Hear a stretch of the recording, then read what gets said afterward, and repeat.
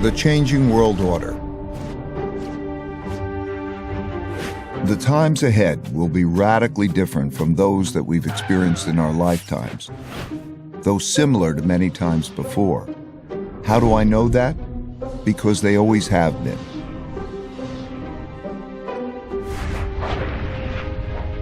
Over my roughly 50 years of global macroeconomic investing, I've learned the hard way that the most important events that surprised me did so because they never happened in my lifetime. These painful surprises led me to study the last 500 years of history for similar situations, where I saw that they had indeed happened many times before, with the ups and the downs of the Dutch, British, and U.S. empires. And every time they did, it was a sign of the changing world order. This study taught me valuable lessons that I'm going to pass along to you here in a distilled form. You can find the comprehensive version in my book, Principles for Dealing with the Changing World Order. Let me begin with a story that brought me to this point, about how I learned to anticipate the future by studying the past.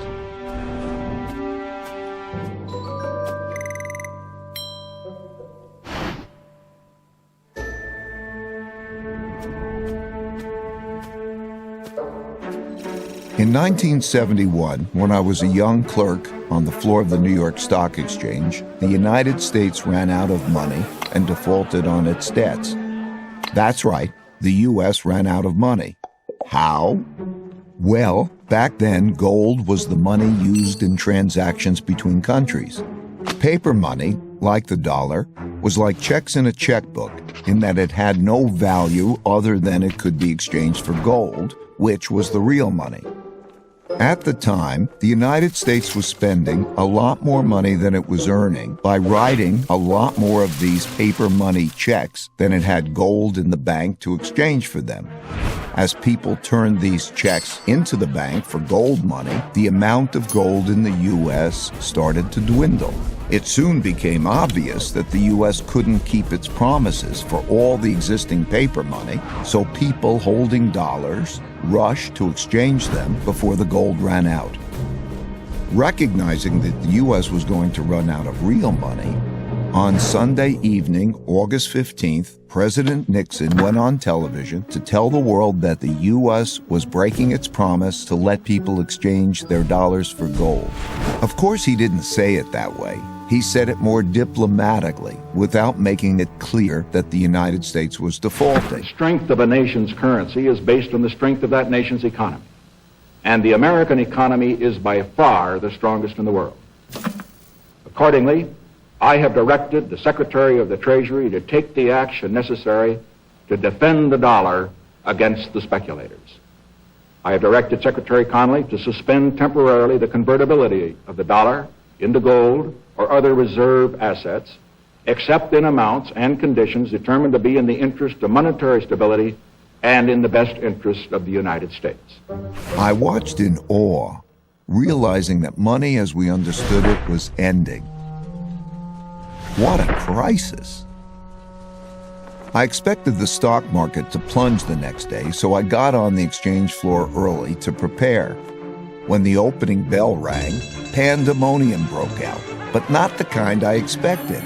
The market was up, way up, and went on to rise nearly 25%. That surprised me, because I never experienced a currency devaluation before. When I dug into history, I discovered that the exact same thing happened in 1933 and had the exact same effect. Then, paper dollars were also linked to gold, which the U.S. was running out of because it was spending more paper money checks than it had gold to exchange for them. And President Roosevelt announced on the radio that he would break the country's promise to exchange dollars for gold. It was then that I issued the proclamation providing for the national bank holiday and this was the first step in the government's reconstruction of our financial and economic fabric. The second step, last Thursday, was the legislation promptly and patriotically passed by the Congress, confirming my proclamation and broadening my powers so that it became possible, in view of the requirement of time, to extend the holiday and lift the ban of that holiday gradually in the days to come. This law also gave authority to develop a program of rehabilitation. In both cases, breaking the link to gold allowed the U.S. to continue spending more than it earned, simply by printing more paper dollars. Since there was an increase in the number of dollars without an increase in the country's wealth, the value of each dollar fell. As these new dollars entered the market, without a corresponding increase in productivity, they went to buy lots of stocks, gold, and commodities, and hence caused their prices to rise. As I studied more history, I saw that the exact same thing happened many, many times before. I saw that since the beginning of time, when governments spent much more than they took in taxes, and conditions got bad, they ran out of money and they needed more. So they printed more, a lot more, which made its value fall and made the prices of most everything, including stocks, gold, and commodities, rise. That's when I first learned the principle that when central banks print a lot of money to relieve a crisis, buy stocks, gold, and commodities, because their value will rise and the value of paper money will fall. This printing of money is also what happened in 2008 to relieve the mortgage-driven debt crisis, and in 2020 to relieve the pandemic-driven economic crisis, and it almost certainly will happen in the future. So I suggest that you keep this principle in mind. These experiences gave me another principle, which is to understand what is coming at you, you need to understand what happened before you. That principle led me to study how the Roaring '20s bubble turned into the 1930s depression, which gave me the lessons that allowed me to anticipate and profit from the 2007 bubble turning into the 2008 bust. All these experiences led me to develop an almost instinctual urge to look to the past for similar situations, to learn how to handle the future well. Changing orders.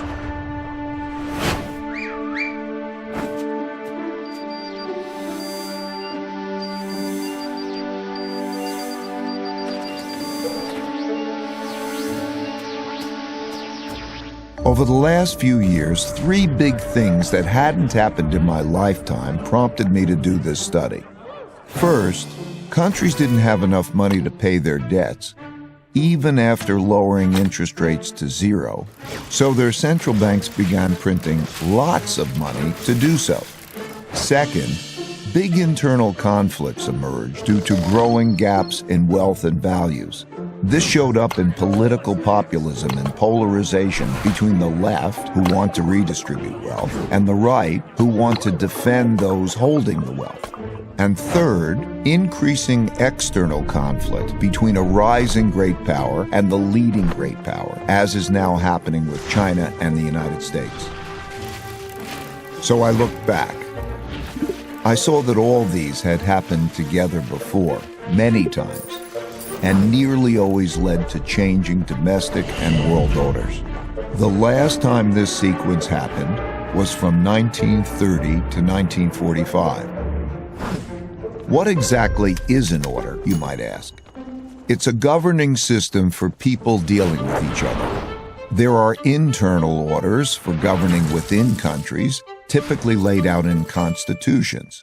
And there is a world order for governing between countries, typically laid out in treaties. Internal orders change at different times than world orders, though whether within or between countries, these orders typically change after wars. Civil wars within countries, international wars between countries. They happen when revolutionary new forces defeat weak old orders. For example, the U.S. internal order was laid out in the Constitution in 1789 after the American Revolution, and it is still operating today, even after the American Civil War.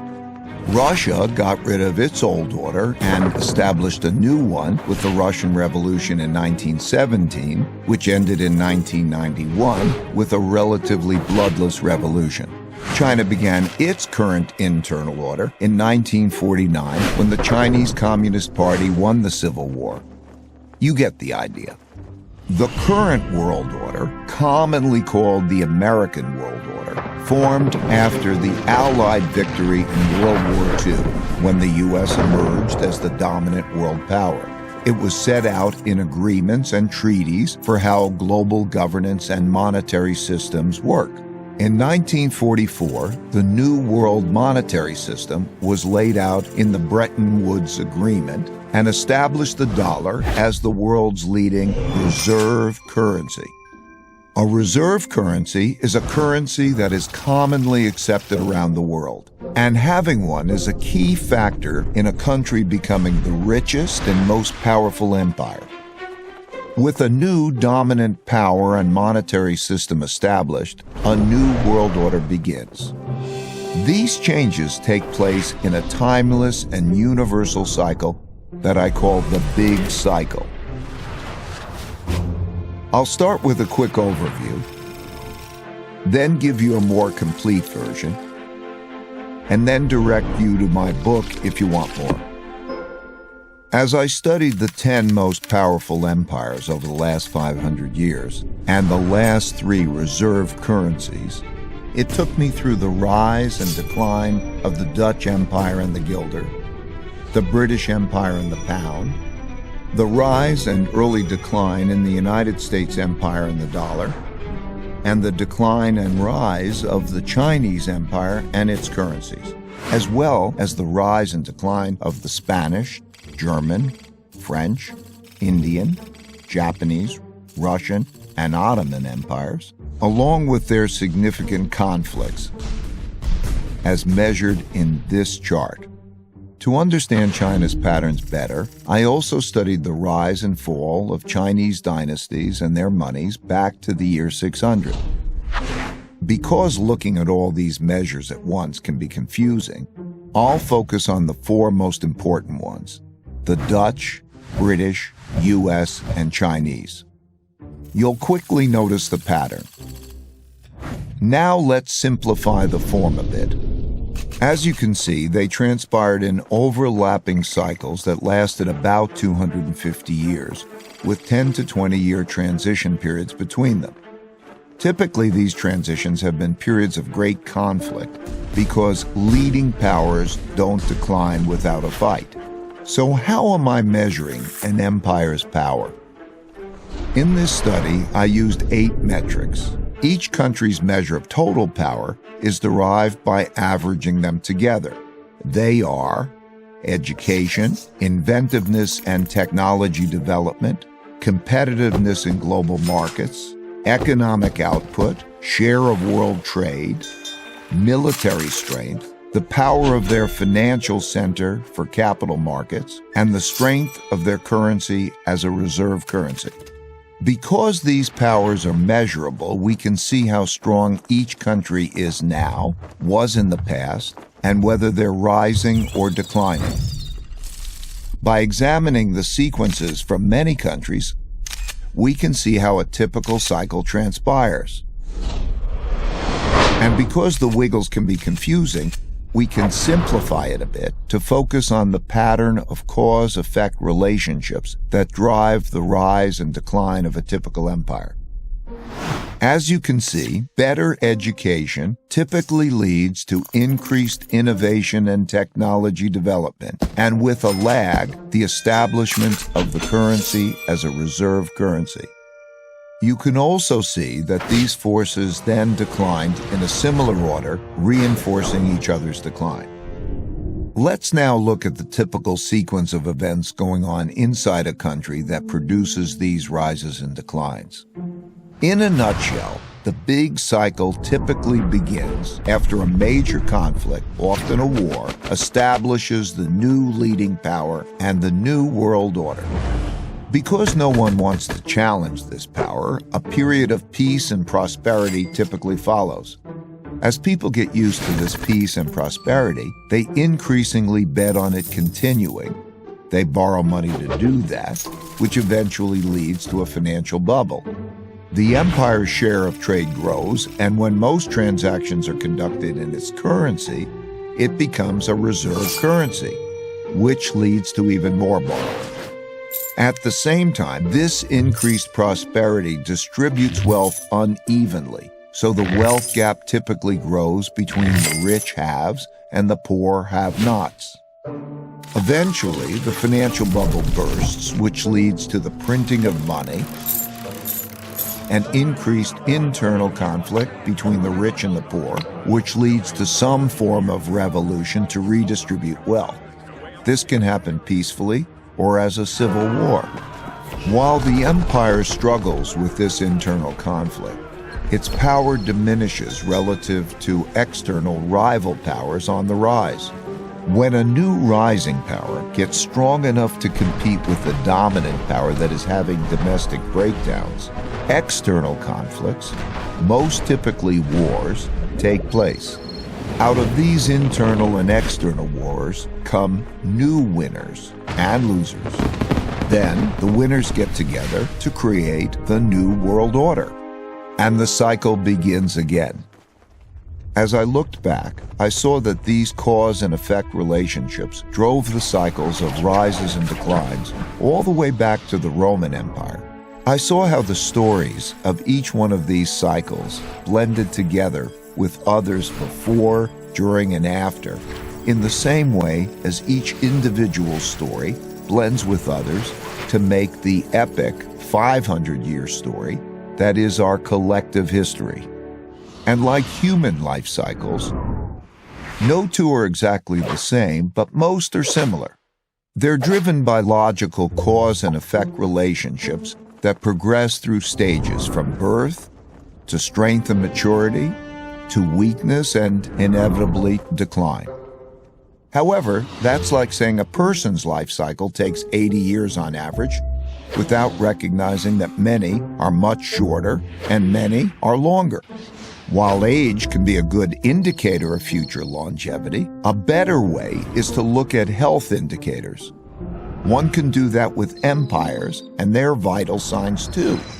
I found that by watching the indicators of power change, I was able to see what stage a country was in, which helped me to anticipate what was likely to come next. Now, I'll take you through the big cycle in more detail.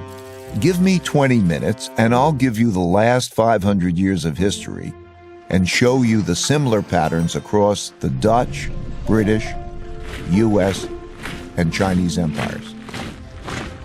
500 years of big cycles.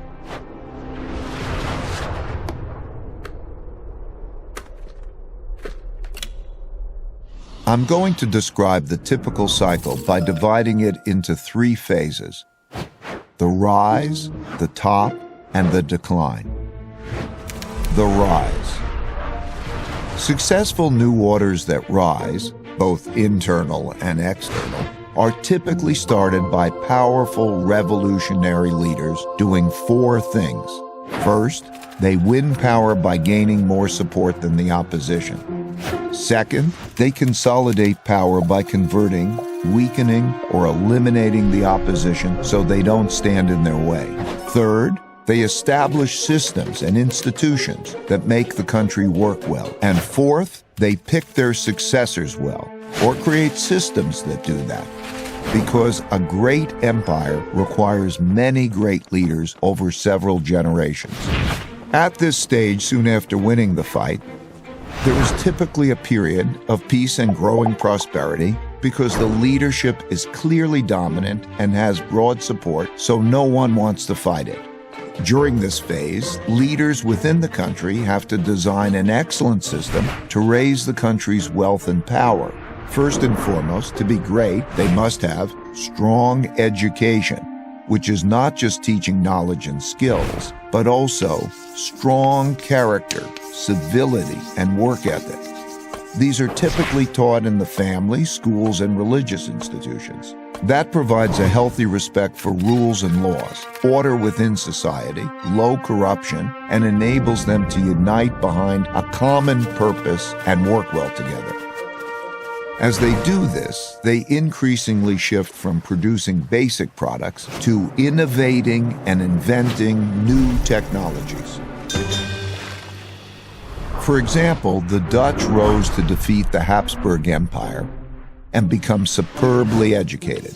They became so inventive that they came up with a quarter of all major inventions in the world, the most important of which was the invention of ships that could travel around the world to collect great riches, and the invention of capitalism, as we know it today, to finance those voyages. They, like all leading empires, enhanced their thinking by being open to the best thinking in the world. As a result, the people in the country become more productive and more competitive in world markets, which shows up in their growing economic output and rising share of world trade. You can see this happening now as the U.S. and China are roughly comparable in both their economic outputs and their shares of world trade. As countries trade more globally, they must protect their trade routes and their foreign interests from attack, so they develop great military strength. If done well, this virtuous cycle leads to strong income growth, which can be used to finance investments in education, infrastructure, and research and development. They must also develop systems to incentivize and empower those that have the ability to make or take wealth. In all of these cases, the most successful empires used a capitalist approach to develop productive entrepreneurs.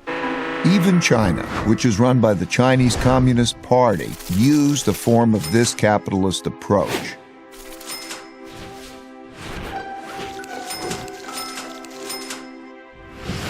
Deng Xiaoping, when asked about this, said, "It doesn't matter if it's a white cat or a black cat, as long as it catches mice. And it's glorious to be rich." To do this well, they must develop their capital markets. Most importantly, their lending, bond, and stock markets.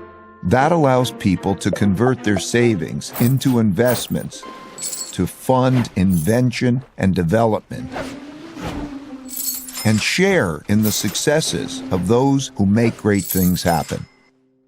The Dutch created the first publicly listed company, the Dutch East India Company, and the first stock market to fund it, which were integral parts of the system that produced massive wealth and power.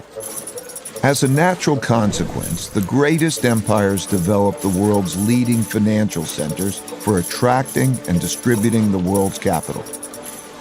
Amsterdam was the world's financial center when the Dutch were preeminent.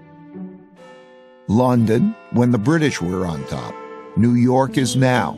And China is quickly developing its financial centers. Most importantly, the capitalists, the governments, and the military must work together. Not only did the Dutch work well together, they were one and the same. The Dutch East India Company was granted a trade monopoly from the government and had its own officially sanctioned military to go out into the global markets to make and take wealth. The British followed with the British East India Company and had a similar coordination of their government, business, and military operations. The U.S. military-industrial complex followed suit, as does the Chinese system today. As the country becomes the largest international trading empire, its transactions can be paid with its currency, making it the preferred global medium of exchange. And because their currency is so widely accepted and frequently used, people around the world want to save in it, making it the preferred storehold of wealth, and thus the world's leading reserve currency. The guilder was the world's main reserve currency when the Dutch led world trade, the pound was when the British led, and the dollar has been since the US led. Naturally, China's currency is increasingly being used as a reserve currency. Having a reserve currency enables the empire to borrow more than other countries. That advantage is huge. Think about it. People all over the world are eager to save and hence lend back their currency to the empire. Countries without a reserve currency don't have that. And when the empire runs out of its own money, remember the United States in 1971? They can always print more. The exorbitant privilege afforded by the empire's reserve currency leads borrowing to increase and the beginning of a financial bubble. This series of cause and effect relationships leading to mutually supportive financial, political, and military powers, bolstered by the borrowing power of a reserve currency, have gone together since history began to be recorded. All the empires that became the most powerful in the world followed this path to the top.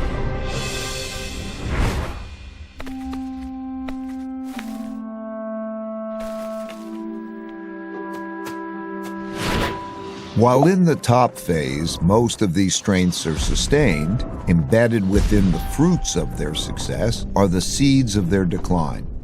As a rule, as people in these rich and powerful countries earn more, that makes them more expensive and less competitive relative to people in other countries who are willing to work for less. At the same time, people in other countries naturally copy the methods and technologies of the leading power, which further reduces the leading power's competitiveness. For example, British shipbuilders had less expensive workers than Dutch shipbuilders. So they hired Dutch designers to design better ships that were built by less expensive British workers, making them more competitive, which led the British to rise and the Dutch to decline. Also, as people become richer, they tend not to work as hard. They enjoy more leisure, pursue the finer and less productive things in life, and at the extreme become decadent. Values change from generation to generation during the rise to the top, from those who had to fight to achieve wealth and power to those who inherited it. They're less battle-hardened, steeped in luxuries, and accustomed to the easy life, which makes them more vulnerable to challenges. The golden era of the Dutch Empire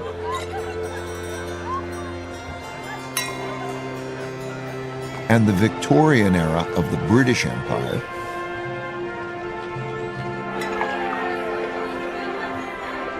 were such high prosperity periods like this. As people get used to doing well, they increasingly bet on the good times continuing and borrow money to do that, which grows into financial bubbles. Naturally, the financial gains come unevenly, so the wealth gap grows.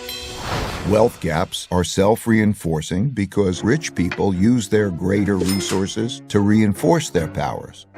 For example, they give greater privileges to their children, like better education, and they influence the political system to their advantage. This causes the gaps in values, politics, and opportunities to grow between the rich haves and the poor have-nots. Those who are less well off feel the system is unfair, so resentments grow. But as long as the living standards of most people are still rising, these gaps and resentments don't boil over into conflict. Having the world's reserve currency inevitably leads to borrowing excessively and contributes to the country building up large debts with foreign lenders. While this boosts spending power over the short term, it weakens the country's financial health and weakens the currency over the long term. In other words, when borrowing and spending are strong, the empire appears very strong, but its finances are in fact being weakened. The borrowing sustains the country's power beyond its fundamentals by financing both domestic overconsumption and international military conflicts required to maintain the empire. Inevitably, the cost of maintaining and defending the empire becomes greater than the revenue it brings in, so having an empire becomes unprofitable. For example, the Dutch Empire overextended around the world and fought war after increasingly expensive war with the British and other European powers to protect its territory and trade routes. The British Empire similarly became massive, bureaucratic, and lost its competitive advantages as rival powers, particularly Germany, soared, leading to an increasingly expensive arms race and world war. The U.S. has spent about $8 trillion on foreign wars and their consequences since September 11, and trillions more for other military operations and for supporting military bases in 70 countries. And it still isn't spending enough to support its military competition with China in the area around China. In this cycle, the richer countries eventually get deeper into debt by borrowing from poorer countries that save more. It's one of the early signs of a wealth and power shift. This started in the United States in the 1980s, when it had a per capita income 40 times that of China's, and started borrowing from Chinese who wanted to save in dollars because the dollar was the world's reserve currency. Similarly, the British borrowed a lot of money from its much poorer colonies, and the Dutch did the same at their top. If the empire begins to run out of new lenders, those holding their currency begin to look to sell and get out rather than to buy, save, lend, and get in.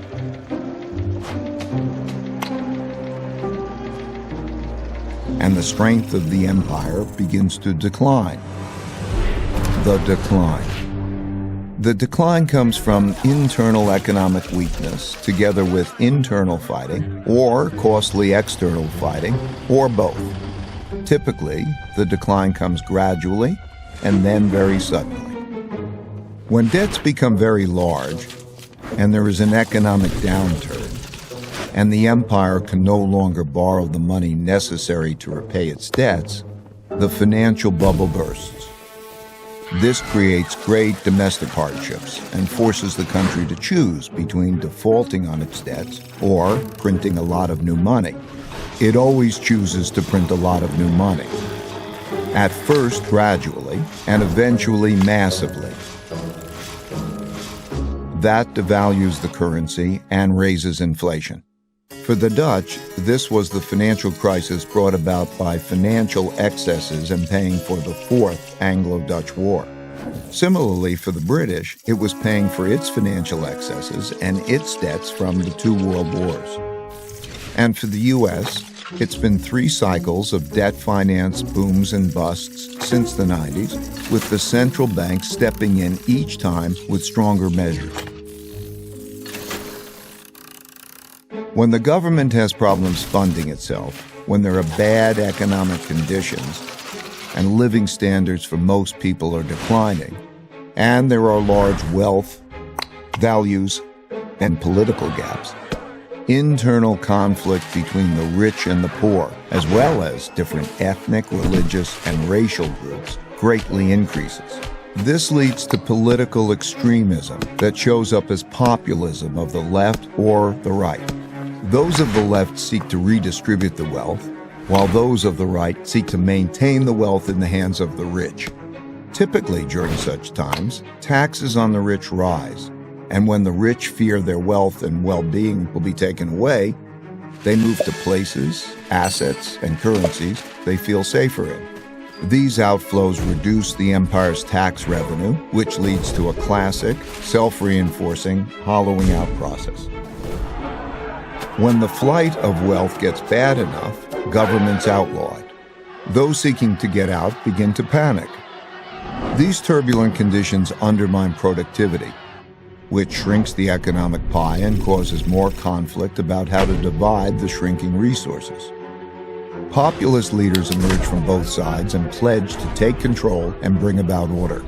That's when democracy is most challenged because it fails to control the anarchy. and it is when the move to a strong populist leader who will bring order to the chaos is most likely.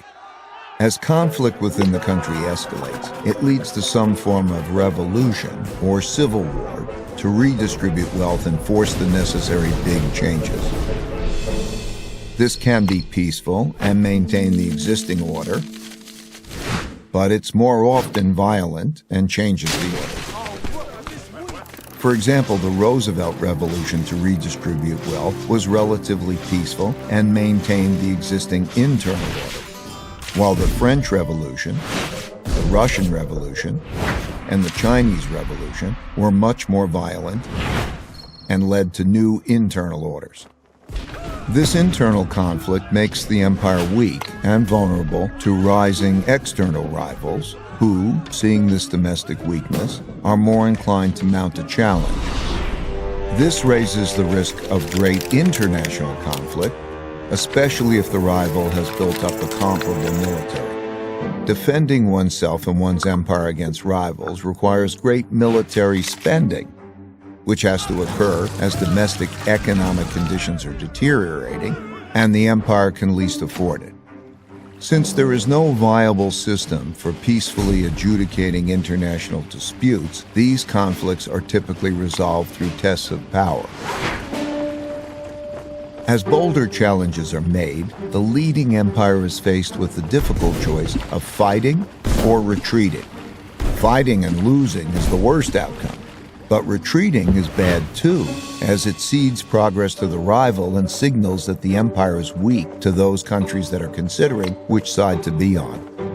Poor economic conditions cause more fighting for wealth and power, which inevitably leads to some kind of war. Wars are terribly costly. At the same time, they produce the tectonic shifts that realign the new orders to the new realities of wealth and power in the world. When those holding the reserve currency and debt of the declining empire lose faith and sell them, that marks the end of its big cycle. Of the roughly 750 currencies that existed since 1700, less than 20% now exist, and all of them have been devalued. For the Dutch, this happened after their defeat in the Fourth Anglo-Dutch War, when they weren't able to repay the massive debts they built up during it. This led to a run on the Bank of Amsterdam and a desperate sell-off, forcing massive money printing, which devalued the currency and the empire into irrelevance. For the British, this happened after World War II, when despite their victory, they could not repay the massive debts they borrowed to fund their war effort. This led to a series of money printing, devaluations, and sell-offs in the British pound as the US and the dollar emerged dominant and created a new world order. At the time of this recording, the United States hasn't yet reached this point.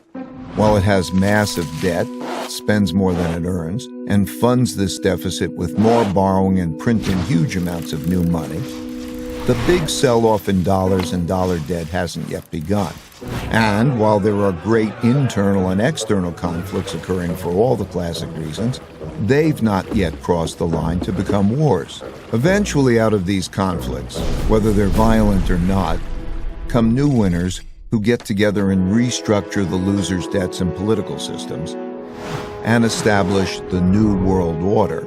Then the old cycle and empire ends and the new one begins, and they do it all over again. That's a lot of detail I just threw at you to paint a picture of how the typical big cycle transpires.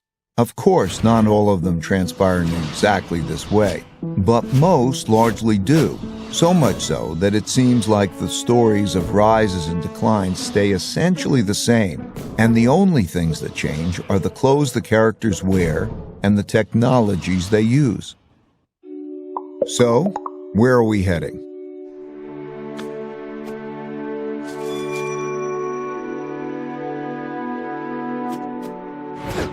The future.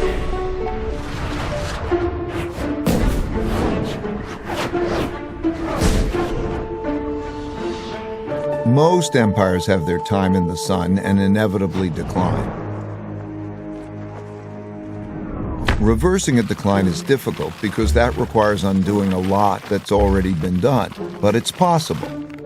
By looking at these indicators, it's pretty easy to see which stage of the big cycle an empire is in, how fit it is, and whether its condition is improving or worsening, which can help one estimate how many years it has left. Still, these estimates aren't precise, and the cycle can be extended if those in charge pay attention to their vital signs and improve them. For example, knowing that a person is 60 years old, how fit they are, whether they smoke or not, and a few other basic vital signs, one can estimate the person's longevity. One can do that with empires and their vital signs too. It won't be precise, but it will be broadly indicative and give clear direction on steps to take to increase longevity. It's most often the case that a nation's greatest war is with itself over whether or not it can make the hard decisions needed to sustain success. As for what we need to do, it comes down to just two things: earn more than we spend and treat each other well. All other things I mentioned, strong education, inventiveness, being competitive, and all the rest, are just ways of getting at these two things. It's easy to measure if we're doing them. So like people who want to get fit, let's get on the program and improve our vitals. Let's do that individually and collectively. My goal for sharing this picture of how the world works and a few principles for dealing with it well is to help you recognize where we are and the challenges we face, and to make the wise decisions needed to navigate these times well.